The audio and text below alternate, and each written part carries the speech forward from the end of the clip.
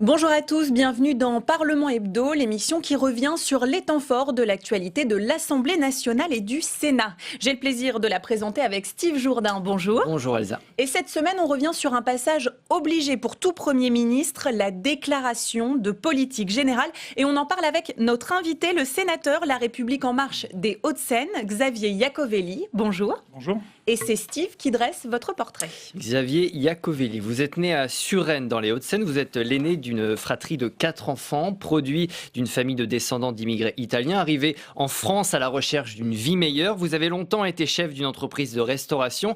La politique, elle débute réellement pour vous à l'âge de 21 ans. 21 ans, le Front National est au second tour de l'élection présidentielle. Vous décidez de vous engager au Parti Socialiste. Premier mandat d'élu local à Suresnes en 2008. Juin 2015, vous êtes élu premier fédéral dans les Hauts-de-Seine. Septembre 2017, vous devenez sénateur, toujours sous les couleurs du Parti Socialiste. Mais patatras, l'année dernière, fin de votre histoire avec le PS à l'été, alors que votre groupe décide de voter contre le discours de politique générale d'Édouard Philippe, vous vous abstenez et finalement vous cédez aux sirènes du Nouveau Monde. Vous rejoignez le groupe En Marche au Sénat. Xavier Iacovelli, est-ce que le charme opère toujours? Est-ce qu'il est possible d'avoir le cœur à gauche comme vous l'avez et d'être séduit par ce gouvernement Castex?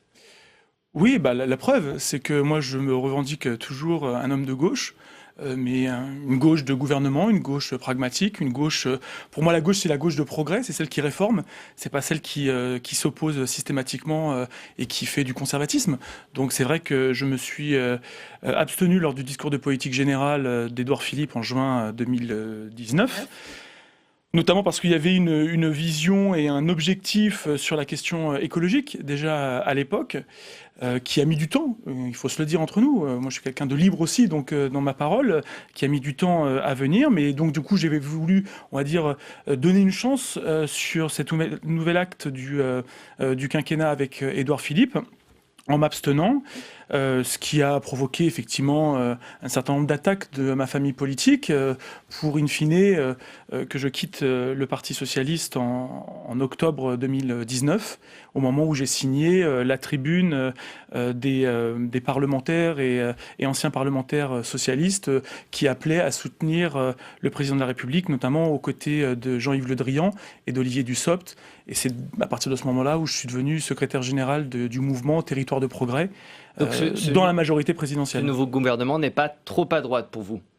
Non, mais en plus... toujours en même temps. Non, mais la réalité, c'est que quand on regarde la composition du gouvernement, on a aujourd'hui plus de ministres qui viennent de la gauche. On a plus de ministres qui viennent de la gauche, on a un petit peu moins de la droite, et on a une grande partie aussi qui viennent du centre. Des postes très importants comme l'économie, l'intérieur, ce sont des ministres de droite. D'accord, mais enfin, ce qui est important, c'est pas le casting. Vous me parlez du casting, effectivement, on parle d'un gouvernement, mais ce qui est important, c'est la politique qui est mise en place. Aujourd'hui, moi, si on parle du casting, effectivement, aujourd'hui, il y a plus de représentants qui viennent de la gauche, et ce qui d'ailleurs était l'ADN de La République En Marche, c'est-à-dire ce en même temps où un certain nombre de soutiens de François Hollande de 2012 se sont retrouvés dans le soutien d'Emmanuel Macron en 2017. Donc c'est aussi cet ADN qui est important de garder. Et on va parler justement de la politique. On passe à présent au sommaire de cette émission. 345 voix pour, 177 contre et 43 abstentions. L'Assemblée nationale a accordé sa confiance au Premier ministre Jean Castex. Dans sa déclaration de politique générale devant les députés, le Premier ministre a promis de ressouder la France. C'est un homme issu de la ruralité et des territoires que Jean Castex s'est présenté devant les sénateurs. Il y a prononcé un discours de politique générale axé sur le thème de la décentralisation. On l'entendra. Et puis le budget rectificatif de crise examiné cette semaine au Sénat, c'est le 3e budget d'urgence pour faire face à la crise sanitaire. Allez, on commence avec le grand oral de Jean Castex à l'Assemblée nationale.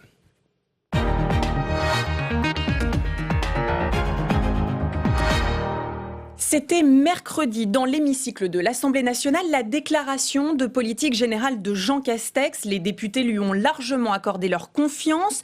345 voix pour, 177 contre et 43 abstentions. Pendant 1 heure, Jean Castex a détaillé sa feuille de route avec sa méthode et la volonté de réconcilier les Français. Les précisions de Rahabika. L'ambition est de taille pour le nouveau Premier ministre, réconcilier la France. Il y a beaucoup de France qui se sentent loin et laissées pour compte. France des banlieues, France rurale, France des Outre-mer, France dite périphérique, France de ceux, y compris au cœur de nos villes, n'ont pas droit à la parole. Et ce sera notre première ambition immense, réconcilier ces Frances si différentes, les souder ou les ressouder. Ressouder la France, mais aussi renouer le dialogue social avec les corps intermédiaires. Le dialogue, l'écoute, la recherche du compromis. Voilà les leviers d'une démocratie apaisée.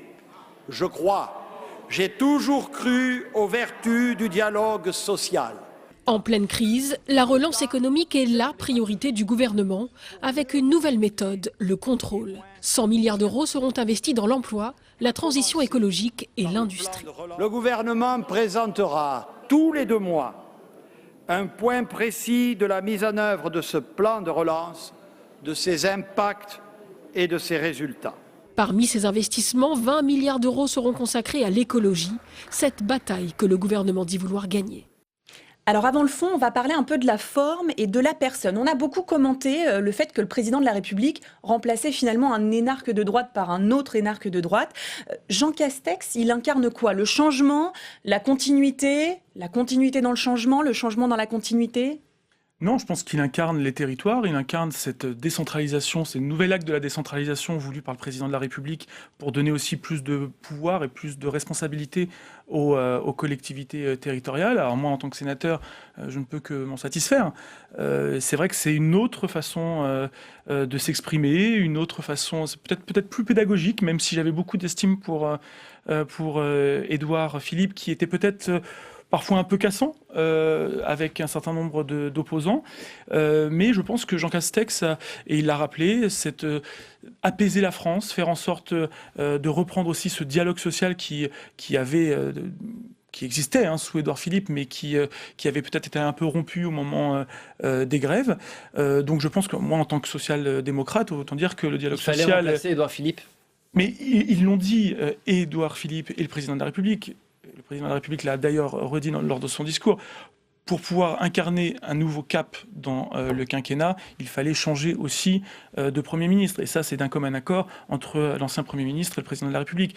On ne peut pas changer de cap, faire un virage social et écologiste sans avoir un changement d'équipe. Vous le voyez, ce virage? Vous le voyez clairement, ce virage social et écologique? Mais moi, je le vois notamment sur la question de la jeunesse, qui est indispensable. Quand on voit qu'on a 700 000 à 800 000 jeunes qui vont arriver sur le marché de l'emploi à partir de septembre et qu'on n'avait pas de solution alors qu'on est en pleine crise économique, pleine crise sociale, effectivement, moi, les propositions aujourd'hui qui sont sur la table lors du discours de politique générale, dont une partie d'ailleurs vont être mises en œuvre dans le projet de loi de finances rectificative, vont dans ce sens-là, en soutien justement à cette jeunesse pour qu'il n'y ait pas une jeunesse sacrifiée comme on pouvait s'y attendre. Pourtant, il y a certains parlementaires qui ont votre parcours d'anciens socialistes qui ne s'y retrouvent pas aujourd'hui. Ils disent on va continuer avec la réforme des retraites, on va peut-être demander des efforts aux Français.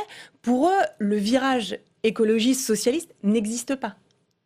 Quand le Premier ministre indique qu'il veut réindustrialiser la France, que la réindustrialisation de la France passe aussi par la transition écologique. Moi, c'est ça que je vois. Moi, je vois aussi une volonté aujourd'hui d'aller sur cette transition écologique. Quand je vois effectivement les milliards que nous mettons sur la table pour soutenir la jeunesse, quand on voit le plan Ségur qui est un plan bien sûr, jamais satisfaisant pour ceux qui subissent au quotidien les manques de financement de l'hôpital, mais 8 milliards pour la revalorisation des carrières, 6 milliards d'investissements dans les villes et dans les hôpitaux. Voilà, c'est aussi ça, c'est aujourd'hui des mesures inédites. La dernière fois qu'on a revalorisé le personnel, je crois que c'était un grand plan d'envergure, c'était Rocard en 91. Donc je veux dire, il y a quand même 30 ans, on n'a rien fait pour le personnel soignant. Donc c'est effectivement des mesures inédites, des mesures sociales et des mesures indispensables aujourd'hui. On va revenir un peu plus tard sur effectivement ce plan de relance économique, mais puisque vous parliez d'écologie, il y a eu Nicolas Hulot, il y a eu François de Rugy, maintenant Barbara Pompili. Est-ce qu'elle va pouvoir réellement agir? On dit que le ministère de l'écologie, c'est un peu le ministère maudit. Je ne pense pas. Aujourd'hui, elle est numéro 2 du gouvernement. C'est aussi de montrer que cette question est centrale dans la politique du gouvernement.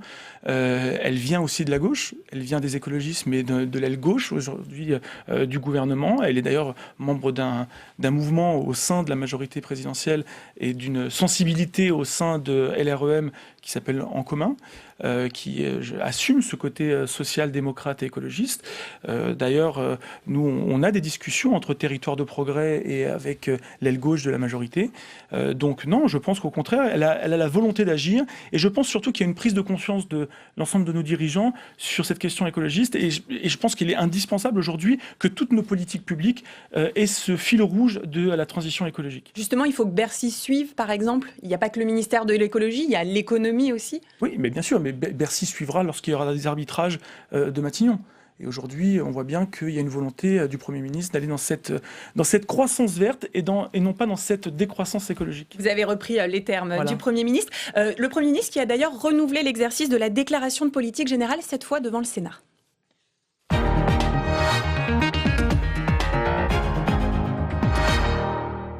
Il faudra sans doute dans les mois qui viennent s'habituer à entendre le mot territoire. À l'Assemblée nationale, Jean Castex l'avait déjà beaucoup mis en avant devant le Sénat pour son discours de politique générale. Il a détaillé sa vision pour un nouvel acte de la décentralisation. Regardez ce sujet, il est signé Jonathan Dupriez. Monsieur le Premier ministre, vous avez la parole. Jean Castex a envoyé aux sénateurs un signal attendu. Face à eux, pendant 2h30, il s'est posé en Premier ministre des territoires. Territoire, le mot a d'ailleurs été prononcé 30 fois par l'ancien maire de Prades. Ils seront donc logiquement la pierre angulaire de sa politique. L'État, je l'ai dit, est le garant des fonctions régaliennes qui scellent l'unité de la nation. Mais pour l'ensemble des grandes transitions écologiques, économiques et sociales, les acteurs territoriaux doivent être à la manœuvre. Devant la Chambre haute, Jean Castex a aussi tenu à s'adresser particulièrement aux élus locaux et à saluer leur engagement pendant la crise. Les élus ont été remarquables d'implication et de dévouement, à commencer par les maires qui ont, comme toujours, été combattants de la première ligne et de la première heure. Lors de son discours, Jean Castex a surtout longuement détaillé sa vision en matière de décentralisation. Vision largement convergente avec celle du Sénat. Le locataire de Matignon souhaite accélérer la marche via le projet de loi dit 3D et déléguer aux collectivités davantage de compétences, notamment en matière de santé. Je souhaite à cet effet que les régions, les départements et les intercommunalités puissent prendre une part plus grande dans la gestion de notre système de santé, qu'elles puissent, si elles le souhaitent, s'associer aux investissements que nous allons y décider. Jean Castex a aussi confirmé la tenue prochaine d'une conférence nationale des territoires, ainsi que la présentation en Conseil des ministres avant la fin du mois d'un projet de loi organique ouvrant le droit à la différenciation, permettant aux collectivités davantage d'expérimentation au niveau local. Xavier Iacovelli, il n'y a pas eu de vote au Sénat sur cette déclaration de politique générale. J'imagine que vous l'auriez voté, cette confiance ? Oui, je l'aurais voté, bien sûr. Sans réserve. D'ailleurs, je peux regretter qu'aujourd'hui, ça ne soit pas obligatoire de faire un vote au Sénat, que ce soit seulement une volonté du gouvernement. Mais je pense qu'il faudrait prendre cette habitude. Pourquoi le gouvernement a refusé, justement, selon vous Sincèrement, je ne pense pas qu'il y avait un risque, parce que de toute façon, le vote du Sénat n'est pas contraignant et ne peut pas faire tomber le gouvernement, comme c'est le cas à l'Assemblée nationale. Mais je pense qu'il n'y avait pas forcément une utilité à le faire. Moi, je le regrette, parce que je pense effectivement qu'il y a une nécessité qu'aujourd'hui, les parlementaires, qu'on soit au Sénat ou à l'Assemblée, puissent se positionner sur une déclaration de politique générale du Premier ministre. C'est pas, la Constitution ne l'oblige pas, le gouvernement n'a pas souhaité engager cet article. Les sénateurs de droite auraient été un petit peu gênés à l'idée de voter, à votre avis ? Complètement, quand on a un Premier ministre qui vient dans la Chambre haute, celle qui représente les territoires, et qu'on dit 30 fois, à 30 reprises, territoire, le mot il faut un nouvel acte de la décentralisation, donner plus de responsabilités, plus de pouvoir aux élus locaux. Je rappelle que Jean Castex, c'est celui qui a mis en place la doctrine, lorsqu'il était monsieur déconfinement, la doctrine du binôme maire-préfet. qui a vraiment fonctionné sur cette partie du déconfinement et qui a aidé nos concitoyens dans la gestion de la crise sanitaire. Donc on voit bien qu'il y a cette volonté d'élus ruraux, d'élus locaux, de pouvoir reprendre aussi la main sur les territoires. Justement, territoire, on l'a entendu, vous l'avez dit à 30 reprises, c'est des sauts de cabri où vraiment Jean Castex est sincère dans sa volonté de renouer avec la collectivité locale. Mais je pense qu'il est sincère de par son parcours, encore une fois. Il était élu maire d'une ville de 6000 habitants, conseiller départemental. On voit bien qu'il y a cet ancrage local dans la ruralité. Et donc il connaît la réalité des territoires, des collectivités territoriales. Et donc je pense que c'est sincère. Et d'ailleurs, je pense que ça a été la feuille de route et l'accord qu'il y a eu entre le Premier ministre et le Président de la République lorsqu'il a été nommé à Matignon. C'est ce qui a pêché, selon vous, pendant les 3 premières années du quinquennat. On a eu le sentiment d'une déconnexion entre Paris et ce qu'on appelle les territoires, le reste de la France, finalement.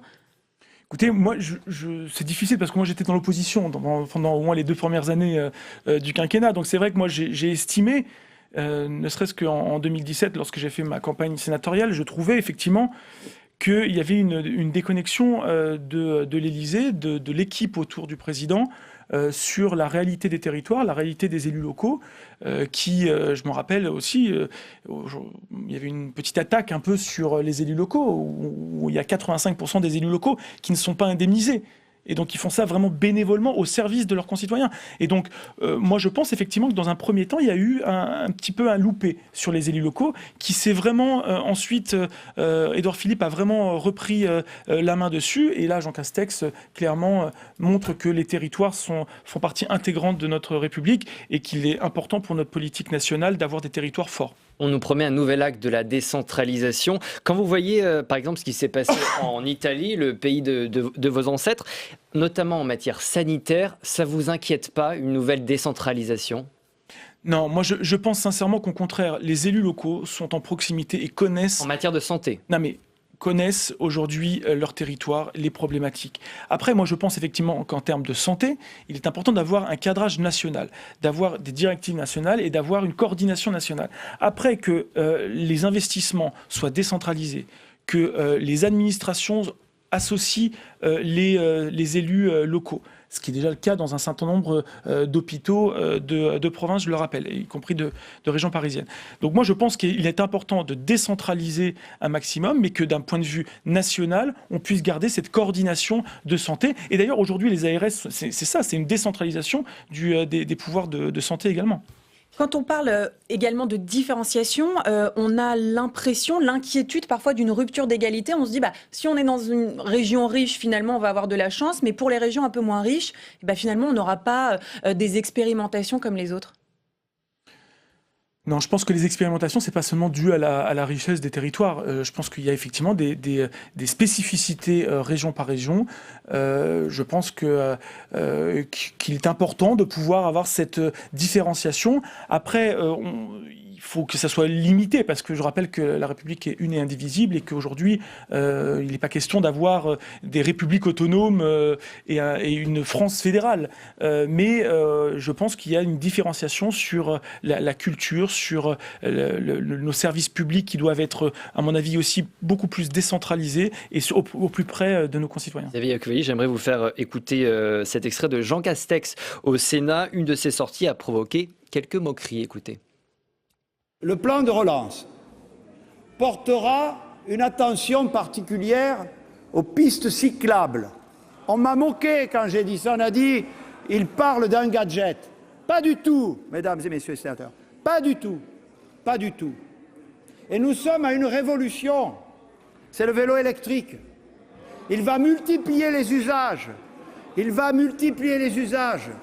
raccourcir les distances. Oui, mesdames et messieurs, n'en riez pas, dans 10 ans, on pourra, si on fait un réseau de pistes cyclables sécurisées, on pourra aller de Prades à Perpignan en vélo pour aller travailler. Voilà, Prades, Perpignan, ça correspond à peu près à Suresnes, Rambouillet en vélo électrique. C'est faisable le matin pour aller au boulot ? Je pense que c'est faisable. Je pense que certains font déjà ce genre de distance. On l'a vu pendant les grandes grèves de la fin d'année 2019. On l'a vu pendant la période du déconfinement. Il y a eu vraiment... les Français ont voulu reprendre ce moyen de transport, qui n'est pas un nouveau moyen de transport, mais pour le coup, c'est inédit dans sa prise en charge. Il y a eu plus 29%, je crois, de transport en vélo pendant cette période-là. Donc moi, au contraire, je ne pense effectivement que c'est pas un gadget. Je pense que c'est vraiment une mobilité d'avenir et dont les pouvoirs publics doivent se saisir. Allez, on accélère nous aussi, parce qu'il nous reste une poignée de minutes pour parler d'économie. Les sénateurs se penchent en ce moment sur le budget rectificatif. C'est le 3e depuis le début de la crise sanitaire.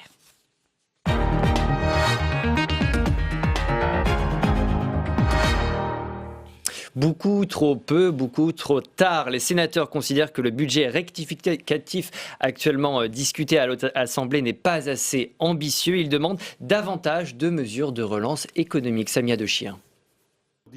Plus la crise s'annonce profonde, plus le gouvernement allonge les milliards.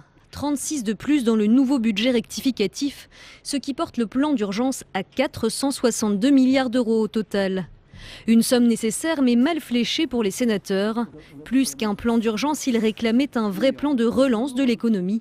Initialement prévu pour ce 3e budget rectificatif, il est finalement reporté au projet de loi de finances 2021. Nous ne sommes pas en désaccord avec vos mesures d'urgence et de soutien. Ce texte, tel qu'il ne passe pas de difficultés, nous allons l'améliorer.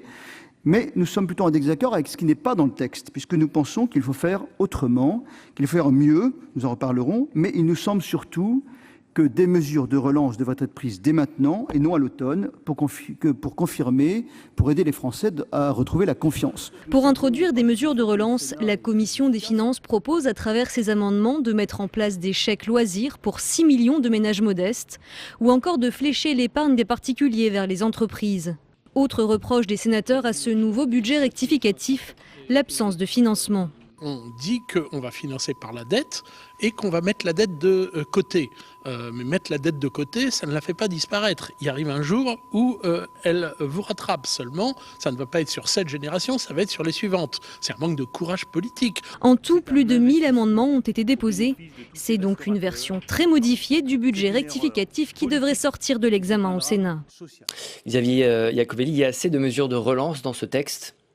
Je pense qu'on l'a dit, 462 milliards qui ont été mis en relance, en soutien et en relance. En soutien et en relance forcément, parce que le soutien permet aussi la relance. Quand on a 12 millions de nos concitoyens qui ont été accompagnés en chômage partiel, c'est aussi en soutien aux entreprises pour leur permettre de se relancer, de ne pas sombrer et de repartir aussi avec des bases plutôt saines à partir de septembre. Donc effectivement, il y a une nécessité. Moi, j'ai vu aussi que le gouvernement avait repris un de mes amendements que j'avais mis au PLFR 2, notamment pour le soutien aux plus faibles, aux 18-25 ans, cette aide pour les jeunes précaires, c'est aussi 80 millions d'euros qui ont été mis en place pour financer cette aide. Voilà, je pense que tout ça, c'est des aides de soutien effectivement qui sont importants.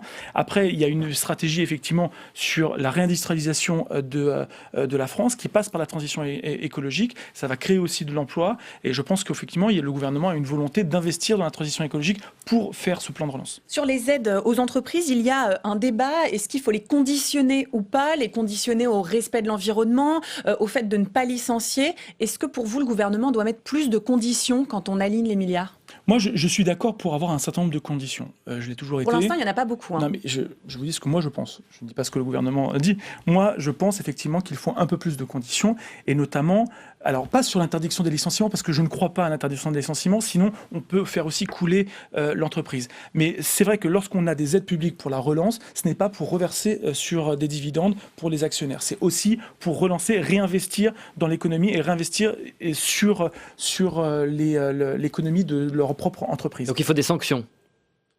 Il faut des contrôles surtout. Avant d'avoir des sanctions, il faut des contrôles. Et je pense qu'effectivement, il faut que la loi puisse fixer un certain nombre de limites, et notamment, non pas l'interdiction des licenciements, mais que les licenciements soient justifiés. Et on l'a vu d'ailleurs dans un certain nombre d'entreprises où on était passé, je ne sais plus dans quelle entreprise, mais on était passé de 1300 licenciements prévus après une négociation avec les services de l'État à 500 réels licenciements économique. Très rapidement, peut-être, le plan de relance, on parle de 100 milliards d'euros. Qui va payer ? Qui va payer aujourd'hui, c'est la dette, donc forcément c'est les Français in fine, et c'est pour ça qu'il faut créer de nouvelles recettes, trouver aussi des moyens de financement. C'est vrai qu'au niveau européen, on va aussi avoir ces aides importantes. Ce plan de relance européen négocié notamment avec Angela Merkel et le président Macron ce week-end vont être décisifs. Très rapidement sur la taxe d'habitation, la suppression pour les 20% des ménages les plus aisés, est-ce qu'on la remet à plus tard ? C'est ce que le président a estimé aller dans le bon sens. Je pense qu'effectivement, après il faut voir d'un point de vue constitutionnel si c'est possible, mais je pense effectivement que ça peut permettre de soulager un peu les finances de l'État.